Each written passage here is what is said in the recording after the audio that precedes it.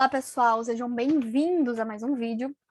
Hoje a gente vai conversar um pouco aí sobre a audiência de custódia, né, os aspectos técnicos e práticos desse ato processual.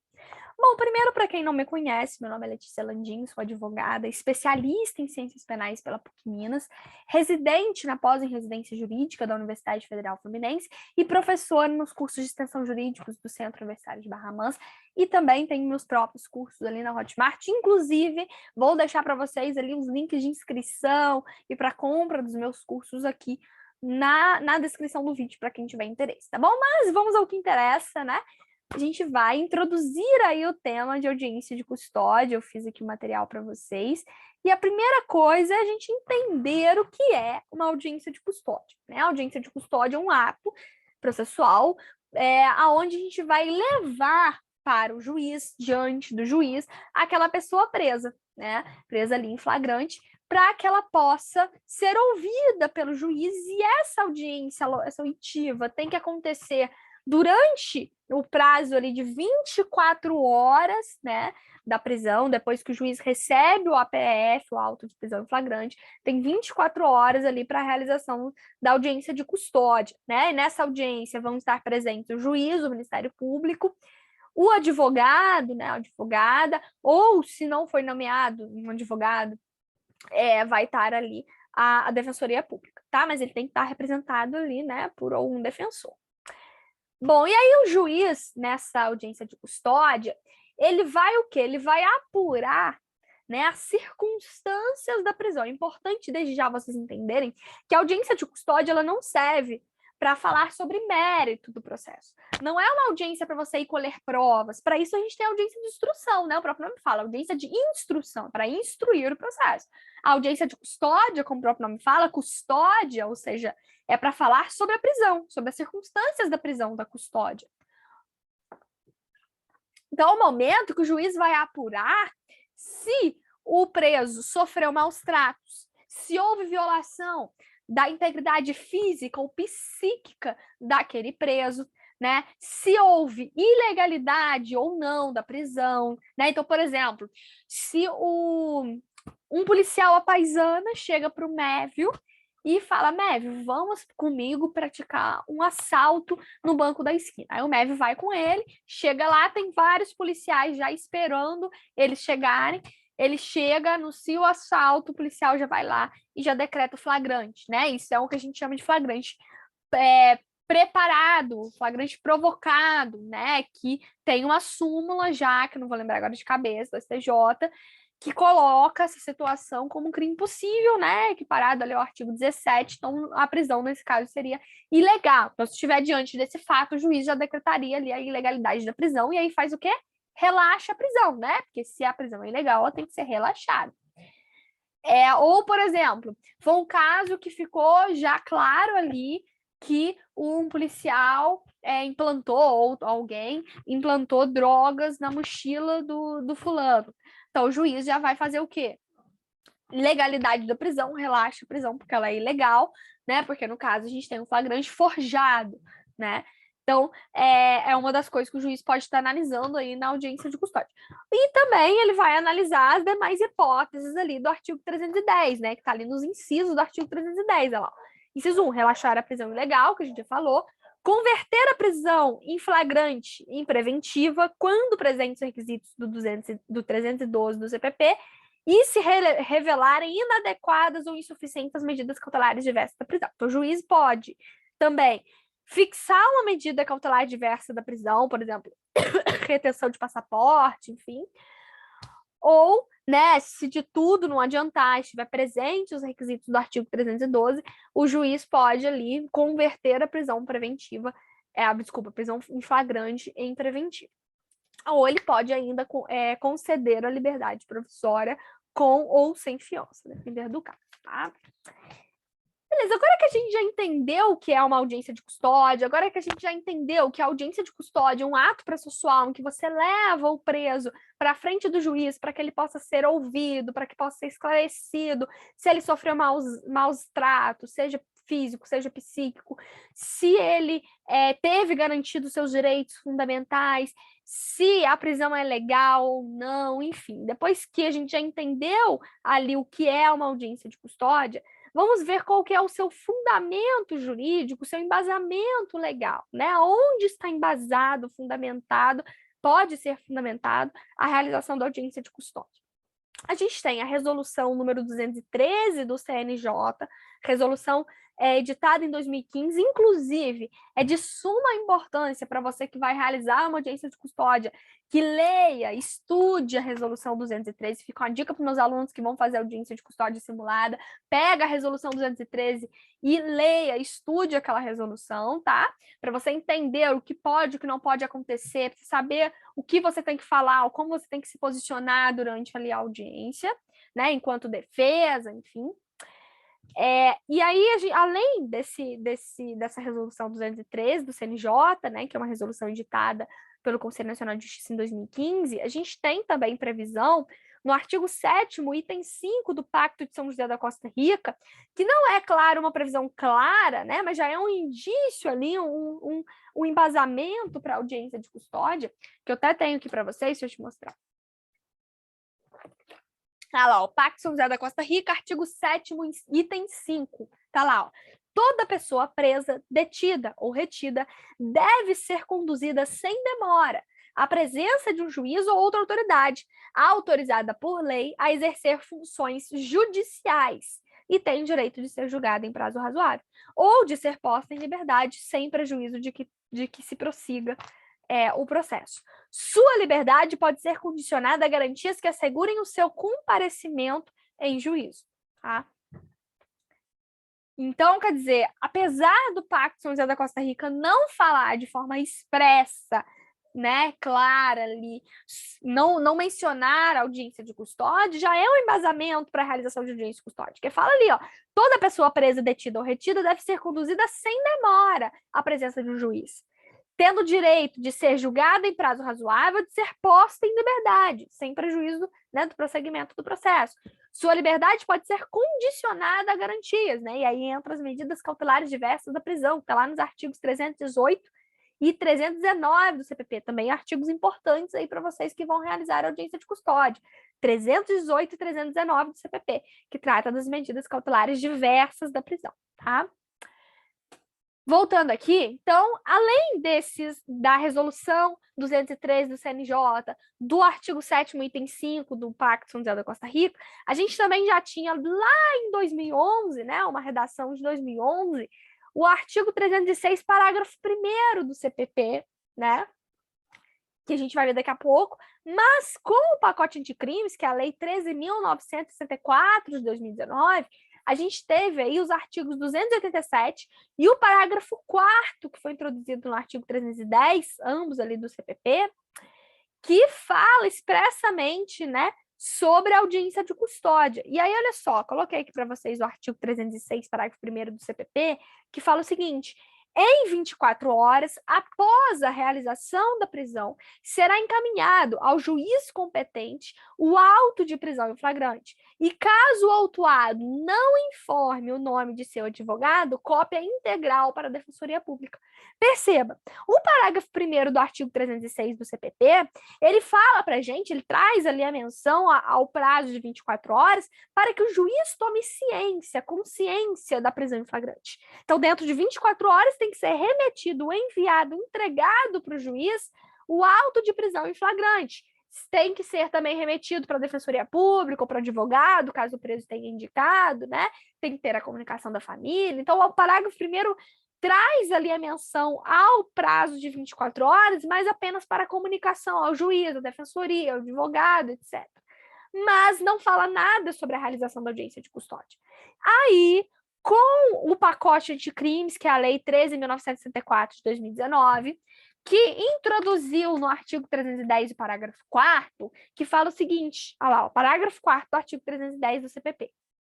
Transcorridas 24 horas após o decurso do prazo estabelecido no CAPT, né, que é o prazo de 24 horas para a remessa do APF para o juiz, ou seja, depois que o juiz recebeu a auto de prisão em flagrante, conta o prazo de 24 horas para a realização da audiência de custódia. Se a audiência de custódia não for realizada nesse prazo de 24 horas ali do envio, né, depois que o juiz recebeu o APF, se não for realizada por motivação idônea, ensejará também a ilegalidade da prisão a ser relaxada pela autoridade competente, sem prejuízo da possibilidade de imediata decretação da prisão preventiva. Ou seja, se você constatar que o juiz recebeu o APF, recebeu a auto-prisão em flagrante, passou 24 horas, não foi realizada a audiência de custódia, já pede o quê? O relaxamento da prisão. Tá? Mas o que eu quero mostrar com esse artigo?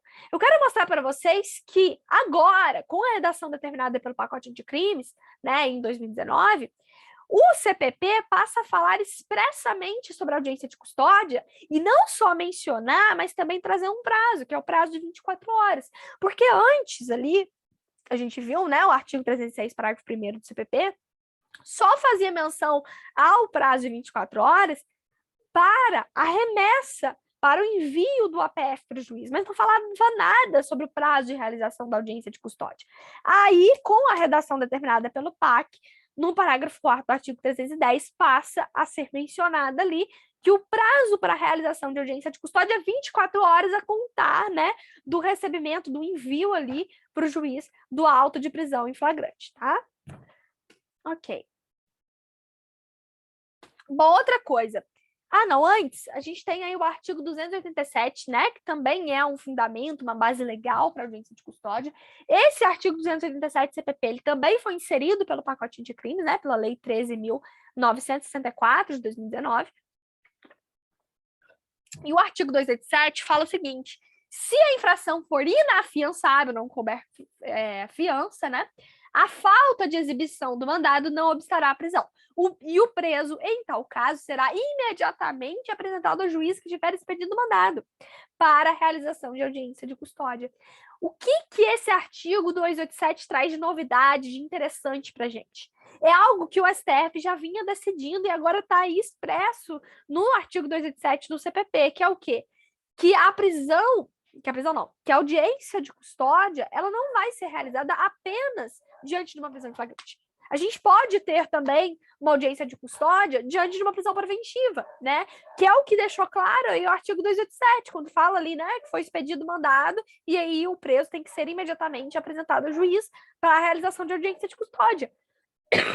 Então, pessoal, a audiência de custódia, ela não será realizada apenas diante de prisão em flagrante, mas também diante de uma prisão ali, né, quando foi expedido mandado, uma prisão preventiva, você também pode se preparar aí que vai ter a audiência de custódia. Inclusive, fica uma dica prática, né, que é você ter atenção enquanto advogado ali, porque, assim, às vezes, você nem vai ser intimado para essa audiência de custódia, então tem que ficar atento a isso, né? O cliente teve um mandado de prisão expedido, teve uma prisão em flagrante, já fica atento, já corre atrás para saber ali sobre a audiência de custódia, que pode ser que você nem seja intimado, que é algo também muito rápido, né? Tem que ser algo muito rápido, então fique atento sobre isso.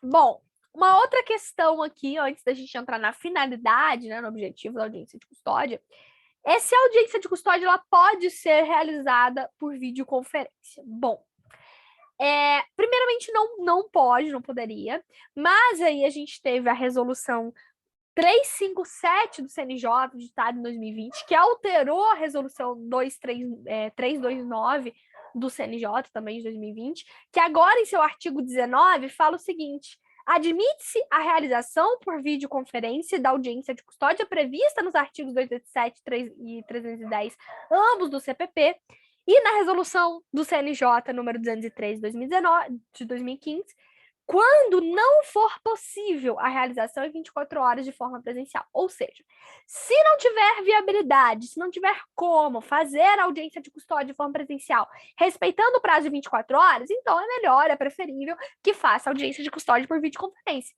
né? Porque o negócio é cumprir o prazo ali rápido de 24 horas. Então não tem como realizar, mas isso tem que ser fundamentado, né? Não tem como realizar presencialmente dentro de 24 horas, então pode fazer por videoconferência, tá? Isso aí tá lá no artigo 19 da resolução 239 do CNJ, que foi alterada pela resolução 357 aí de 2020, tá aí na tela para vocês, tá?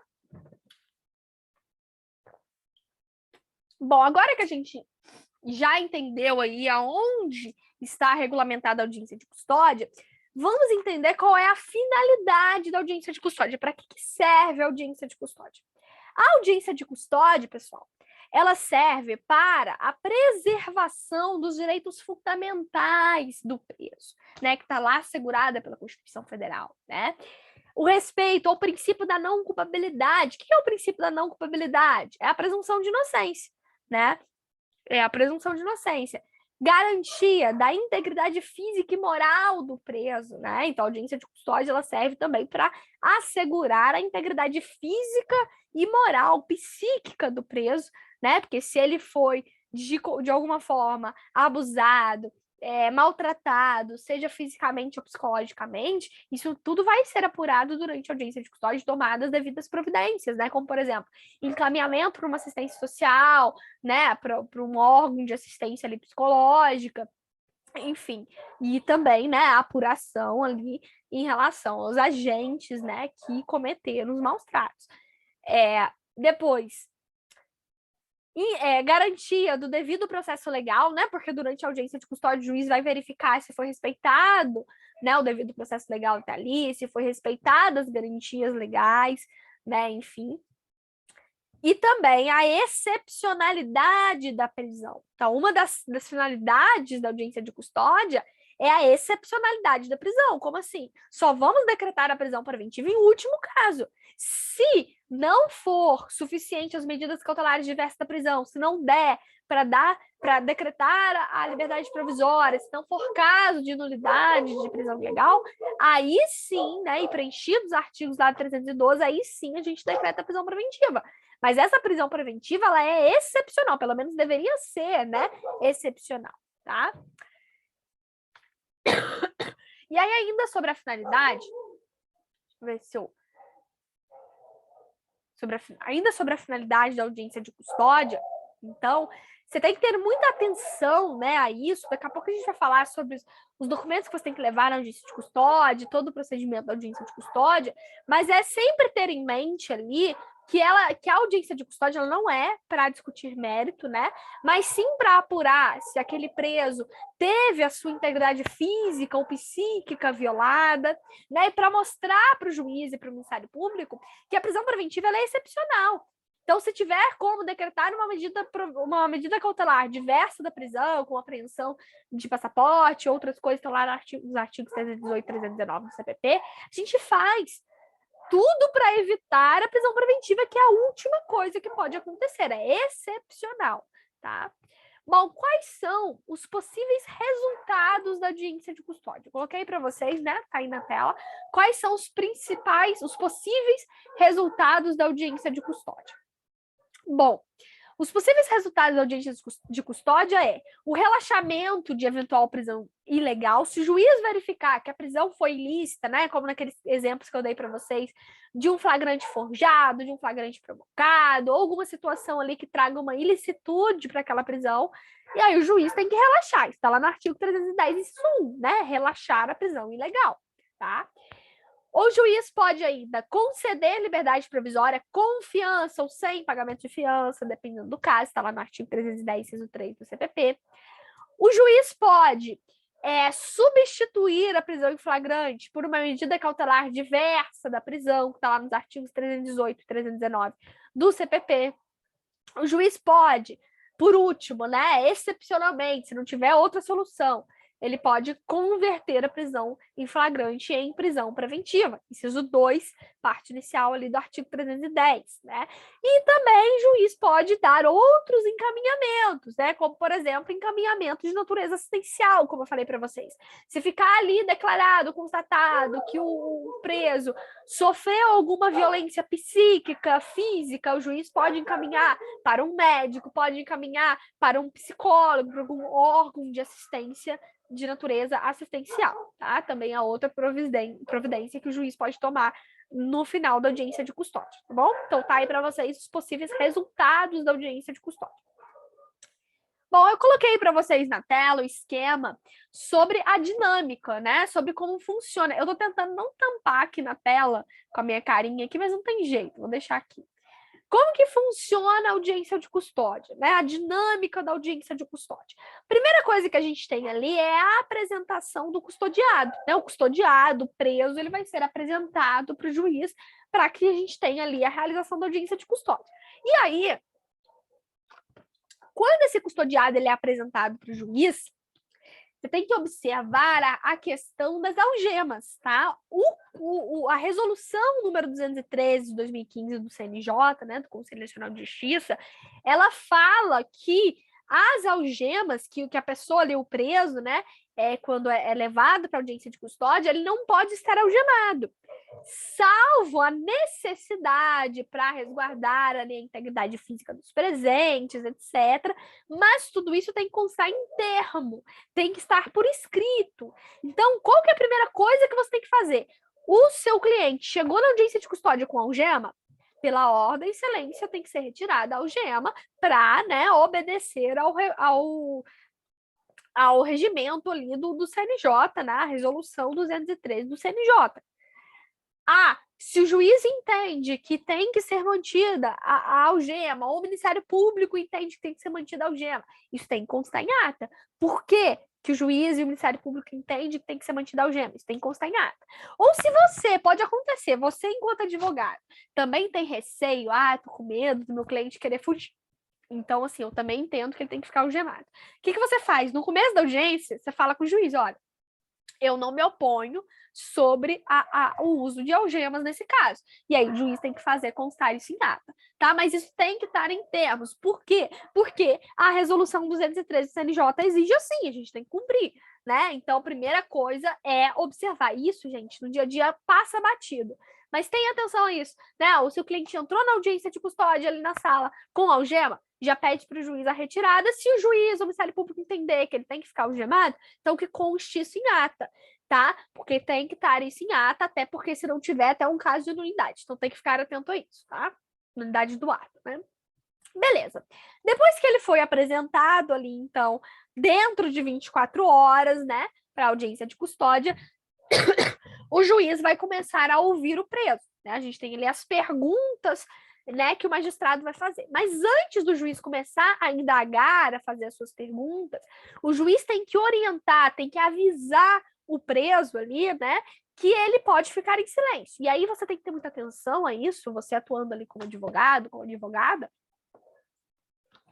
porque às vezes passa batido, gente. Às vezes não é nem por maldade, não. Né? O juiz está fazendo trocentas audiências de custódia uma atrás da outra. Então, às vezes, passa batido. E ele esquece de avisar. E aí, se isso acontecer, você pede pela ordem e excelência e fala, eu quero que o senhor esclareça aí ao meu cliente que ele tem o direito de permanecer em silêncio, caso ele assim deseje. Né? E aí o juiz vai e esclarece, tá? Bom, pelo menos deve, né? Que é aí previsto também na resolução 213 do CNJ, tá? Então, a primeira coisa que o juiz tem que fazer é esclarecer que ele pode ficar em silêncio caso ele queira. Tá? Esse é o primeiro passo ali. Beleza, depois que esclareceu isso... uma segunda coisa que eu esqueci de falar para vocês.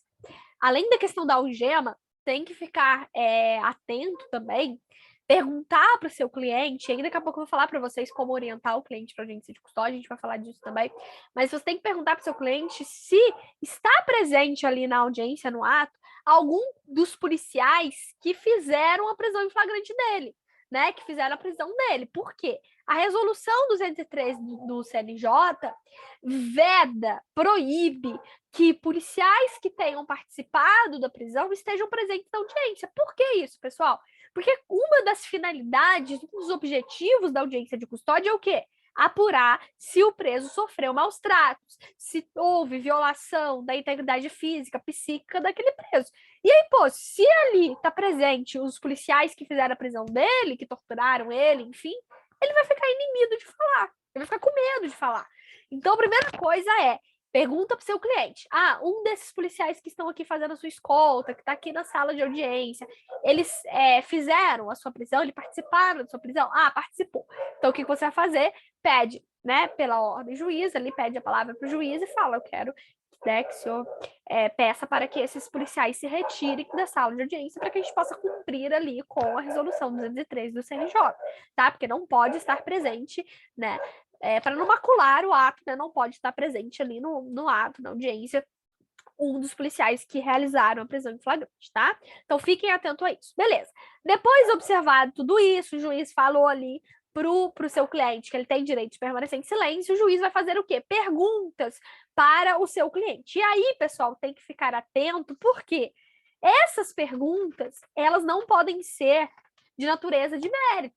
O juiz não pode perguntar com o intuito, né, de entrar no mérito da questão. Tem que ter atenção a isso, que se o juiz, se você perceber que juiz ou até que o Ministério Público estão fazendo questões, estão levantando perguntas sobre o mérito, né, sobre como que aconteceu os fatos, não, você já pede pela ordem, já esclarece, olha, a audiência de custódia não tem a finalidade meritória, não tem finalidade de apurar o mérito, de instruir provas para o processo. Isso fica lá na audiência de instrução, né? Aqui o juiz, o Ministério Público e o advogado também, que só pode fazer perguntas sobre as circunstâncias da prisão ou perguntas pessoais. Então, nesse momento, o magistrado, o juiz, só pode fazer perguntas para o seu cliente que seja de cunho pessoal ou circunstância, né? E aí o juiz vai perguntar sobre como foi a prisão, as circunstâncias da prisão, né?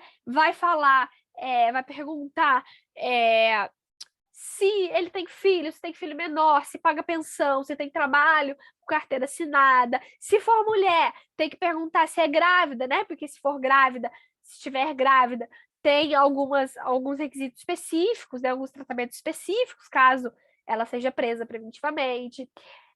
Ainda tem que perguntar, né, se tem filho menor, se é uma mulher que tem filho menor de 12 anos, que depende dela, né, também tem que fazer essa pergunta, porque, né, o STF tem entendimento de que, nesse caso, há possibilidade de prisão domiciliar, né.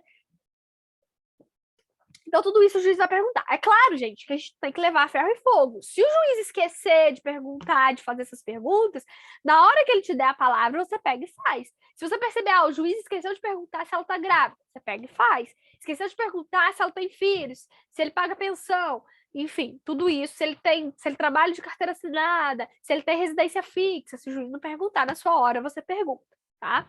Beleza, depois que o juiz fez as perguntas, o juiz passa, né, a palavra para o Ministério Público fazer as perguntas dele. Antes, só uma coisa que eu esqueci de falar para vocês. Antes do juiz começar a perguntar, o juiz também tem que esclarecer para o seu cliente os direitos básicos dele, além do direito de ficar em silêncio, né? Mas também o direito de ser atendido por um médico, né? De comunicar à família, caso não tenha sido comunicado. Então, o juiz também tem que esclarecer tudo isso até para apurar, né, eventual ilegalidade da prisão, tá? Mas, enfim, depois que o juiz fez as perguntas ali de cunho pessoal e circunstancial, né, sobre as circunstâncias da prisão, não do crime, não do fato em si, mas da prisão, né, porque, como a gente viu, a audiência de custódia não pode atacar mérito. Depois que o juiz fez então, as suas perguntas, está satisfeito, passa a palavra para o Ministério Público e vai fazer as perguntas dele também, né, perguntas apenas pessoais e circunstanciais. O Ministério Público também não pode entrar no mérito. Se você perceber que o Ministério Público entrou no mérito, pela ordem e excelência, né, ele está fazendo perguntas de cunho meritório, né, entrando no mérito da questão, isso não é permitido na audiência de custódia. Então tem que esclarecer. Beleza, depois que o Ministério Público fez as perguntas dele, o juiz passa a palavra para você, defesa, né, para advogado, defensor público. E aí é a sua vez de fazer as perguntas ali, lembrando sempre também, você também não pode entrar no mérito da questão. Sempre perguntas de cunho pessoal, circunstancial. E aí você tem que estar atento. Se você perceber que o juiz esqueceu de perguntar alguma coisa, né, relevante sobre a circunstância da prisão, você vai e pergunta. Esqueceu de perguntar se ele paga pensão, se ele tem filho menor, se tem filho que mora com ele, esqueceu de perguntar se ele tem carteira assinada, esqueceu de perguntar se ele sofreu algum abuso psíquico, né? Enfim. Então você tem que ficar atento, porque se o MP ou o juiz deixar de fazer uma dessas perguntas relevantes, você tem que estar fazendo, tá? Então, ter atenção no momento em que o juiz e que o MP estiver fazendo as perguntas, para que você possa suprir eventual omissão deles, tá? Depois que o juiz fez as perguntas, o MP fez as perguntas, a defesa fez as perguntas, passa a palavra novamente para o Ministério Público, para que o Ministério Público possa se manifestar. Como assim se manifestar? Nesse momento, o MP ele vai dizer se ele pede relaxamento da prisão, se ele pede liberdade provisória, se ele pede medida cautelar, se ele pede prisão preventiva. Sim, pessoal, o Ministério Público pode pedir a liberdade provisória. Ele não está ali apenas para acusar. Se ele entender que a prisão foi ilegal, ilícita, ele já pede relaxamento. Se ele entender que não é caso de manter a prisão, ele já pede a liberdade provisória. Tá? Então, o próprio Ministério Público pode fazer esses pedidos. Tá? Então, tá aí para vocês na tela, né? As quatro hipóteses de manifestação do Ministério Público: relaxamento de prisão, liberdade provisória, medida cautelar ou prisão preventiva. Depois que o MP se manifestou, passa a bola para a defesa se manifestar. E aí você, enquanto defesa, pessoal, tem que fazer todos os pedidos pertinentes, né? O que a gente chama de pedidos alternativos, que é o quê? Se o juiz não aceitar um, ele aceita o outro. Então você pede primeiro: juiz, eu peço o relaxamento da prisão, porque eu entendo que a prisão é ilegal, por isso isso. Mas, se a excelência não entender dessa forma, eu peço a fixação da liberdade provisória, né? Porque não preenche os requisitos do artigo 312, porque ele tem residência fixa, tem trabalho, então ele teria um prejuízo muito grande, porque se ele fosse preso preventivamente, ele acabaria perdendo o trabalho dele, né? Ou então, você pede também, se a excelência não entender pela liberdade provisória pura, então que tenha fixação de medida cautelar diversa da prisão, né? Mas a prisão preventiva não cabe nesse caso, porque ela é excepcional, não. Ou também, né, pedir algum outro tipo de encaminhamento. Por exemplo, se o seu cliente fala para você assim: olha, doutora, você vai conversar com o seu cliente antes, né? Depois eu vou colocar aqui para vocês daqui a pouco, eu falar sobre o que você tem que perguntar para o seu cliente antes, como orientar o cliente para audiência de custódia, né?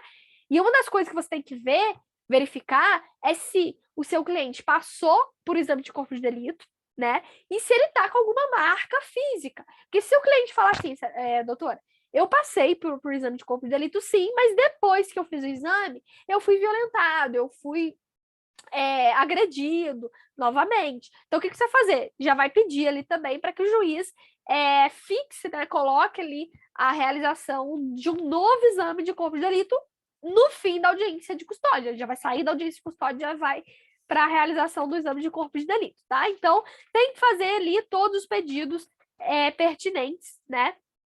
Mesmo que alternativos, né? Se o juiz não entender por um, ele entende por outro. Então, tem que ficar muito atento a isso. Bom, visto aí, tá? E depois que a gente teve a manifestação da acusação e da defesa, né? Depois que o MP disse o que ele quer, que a defesa disse o que ela quer, passa para a decisão do juiz. E aí o juiz vai decidir se ele relaxa a prisão, se ele concede a liberdade provisória, se ele decreta alguma medida cautelar diversa da prisão, se ele decreta a prisão preventiva, se ele encaminha para algum órgão de assistência, né? Por exemplo, para um médico para a realização de novo exame de corpo de delito, ou se ele ainda encaminha, né, para um psicólogo, enfim, para algum órgão assistencial, tá? Então, são as decisões que o juiz pode estar tomando no final da audiência de custódia. Beleza, depois que a gente viu isso, trouxe para vocês algumas orientações de como orientar o seu cliente para audiência de custódia. O que eu tenho que orientar para o meu cliente? Eu coloquei para vocês algumas perguntas pertinentes que você tem que fazer para o seu cliente. É claro, pessoal, que essas perguntas que estão aí na tela para vocês, que a gente vai falar, são apenas exemplos. Você, enquanto advogado ali, né, atuando na defesa do seu cliente, você tem que perceber, né, diante do caso concreto, outras perguntas que você tem que fazer diante do caso concreto. Perguntas mais específicas, tá? Mas trouxe aqui alguns exemplos que pode dar um certo direcionamento para você aí no momento da orientação, né, para o seu cliente para a realização da audiência de custódia. Então, olha só. Primeiro, tem algum policial aqui que realizou sua prisão? Falei para vocês, uma pergunta de suma importância. Se o cliente virar para você e falar: doutora, esse policial, aquele policial, estava lá no momento que eu fui preso. E aí, o que você vai fazer? No começo da audiência, já fala para o juiz: quero a retirada desse policial aqui da sala de audiência, porque ele não pode ficar aqui, né, uma vez que a resolução do CNJ prevê, né, a proibição, vedação de que esteja presente na audiência de custódia um dos policiais que realizaram a prisão em flagrante, tá? Então tem que ficar atento a isso. Depois, alguém viu a sua prisão? Teve alguma testemunha da sua prisão que viu como a sua prisão foi realizada? Você foi preso no local dos fatos? No momento da sua prisão, te algemaram? Levaram você diretamente para a delegacia ou passou por outro local? Tem que ficar atento a esses detalhes, né? Você resistiu no momento da prisão? Você tentou fugir, né? tudo isso é importante até para você se preparar, né, o que a acusação pode trazer também. Então, é importante também que ter todos esses detalhes ali esclarecidos com o seu cliente. Como foi o transporte, né? Como te transportaram do momento da prisão até agora? Te levaram para a delegacia através de uma viatura policial? Como te colocaram nessa viatura policial? Como comportaram com você durante o trajeto? Como te trataram durante o trajeto? Tudo isso você tem que questionar. Te falaram sobre seu direito de permanecer em silêncio? Falaram que você podia falar apenas na presença de um advogado? Falaram apenas judicialmente? Te falaram sobre a necessidade, sobre o seu direito de silêncio? Falaram, doutora. Mas ficaram insistindo, tem que ter atenção a isso. Ok, comunicaram seu direito de silêncio, mas insistiram para que você falasse? Ou te prometeram algo, caso você falasse, caso você colaborasse? Se você colaborar, se você falar, você não é obrigado a falar, não. Mas se você falar, a gente pode te ajudar, a gente pode diminuir sua pena. Mentira, não pode. Mas se te prometeram isso, fique atento, né? Se prometeram isso ao seu cliente, fique atento também a algo que você pode estar invocando. Se seu cliente vira e fala para você, doutora, eles falaram sim que eu podia ficar em silêncio, mas falaram que se eu falasse seria melhor para mim, que eles podiam me ajudar se eu falasse, se eu colaborasse com a investigação. Então, aí, na hora da audiência de custódia, você faz essa pergunta para ele, para que o juiz possa ouvir isso também e constar em ata, né? Sofreu algum tipo de violência durante o trajeto até a delegacia? Ou durante o trajeto até aqui, né? Até esse momento, sofreu algum tipo de violência? E aí, quando você falar em algum tipo de violência, pessoal, esclareça para o seu cliente que não é só violência física, não. É violência psíquica também. E aí, fica atento a esse detalhe, porque a gente tem um certo preconceito, né? Quando a gente fala de violação psíquica, da integridade psíquica, a gente fala de violência emocional, psicológica, a gente tem um certo preconceito, uma certa dificuldade de identificar isso. Então, converse mais a fundo com seu cliente para entender se ele teve ali alguma violação não, alguma agressão, né, psicológica, emocional também, além de eventual agressão física, tá? Que é todo tipo de violência, né? Mexeram no celular do seu cliente ou dos seus pertences sem a sua autorização, né?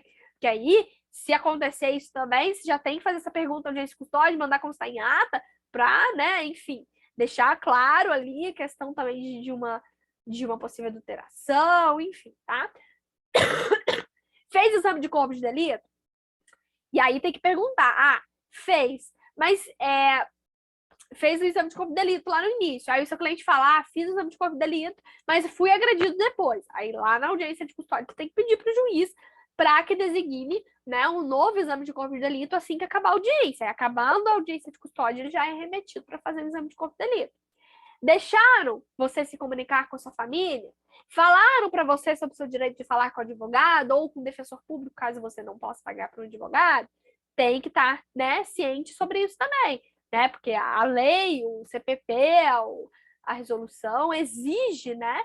E a Constituição também garante aí esses direitos, né? De falar com a família, de comunicar a família, advogado, defensor público, caso não tenha um advogado. Então tem que ficar ligado, né, nesses detalhes. Bom, depois, né, para a gente finalizar aqui essa aula, o que eu devo levar para a audiência de custódia? Eu coloquei alguns documentos para vocês, mas é claro que dependendo do caso concreto vão ter outros documentos, né? Mas assim, coloquei comprovante de residência, comprovante de trabalho, se tiver carteira assinada, leva, enfim. Certidão criminal, certidão de nascimento dos filhos, né? Caso ele tenha filhos menores, que dependam dele. Se ele pagar pensão, tiver algum documento que comprove pagamento de pensão, também leva. Procuração. Se você já tiver no processo, não precisa, né? Mas se não tiver, já leva a procuração e no início da audiência de custódia já pede para o juiz, né, juntar a procuração nos autos, tá? Enfim, e outros documentos que você, porventura, entenda ali como pertinentes, como importantes, né, dentro do contexto ali, tá bom? Então é isso, pessoal. Espero que vocês tenham aproveitado, que tenha sido aí, né, interessante e que tenham contribuído de alguma forma para a atuação e para o estudo de vocês, né? Essa aula, aguardo vocês aí no próximo vídeo, numa próxima aula. Vou deixar o link aqui para os meus cursos na descrição do vídeo. E também, peço para que comentem aí o que acharam, os comentários de vocês e até experiências de vocês em relação à audiência de custódia, tá? Ou você está nervoso para a realização de uma primeira audiência de custódia, né? Que a gente se apoia aqui. Pode colocar nos comentários. Então, um beijo e até o próximo vídeo.